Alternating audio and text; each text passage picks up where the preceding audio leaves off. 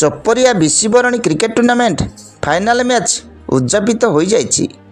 चपरिया ठारे विश्वबरणी cricket tournament आज final match कुलियोपड़ा और दाबझर मध्य खेल अनुष्ठित होइथिला।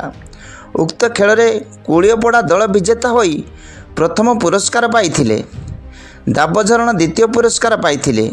उक्त खेलर मुख्य अतिथि सीमांचल साहू और सम्मानीय अतिथि अनिल मलिक, छंदाचरण भोई, भूगोल बेसरा, पवित्र बेसरा और चपरिया ग्रामवासी बहु आनंदरे खेलटी उपभोग करुथिले।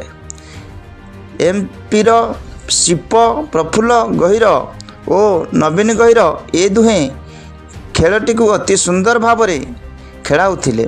धर्मगढ़ उपखंड प्रतिनिधि कपूरचरण सेठिया रिपोर्ट, जागृत भारत न्यूज। हाय सर, आप लोग केंदा लागु खेल देखु छ? भल लागु छ सर।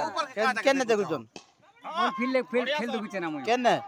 चोपरिया रे। गान चली छ? क्रिकेट खेल चली छ सर।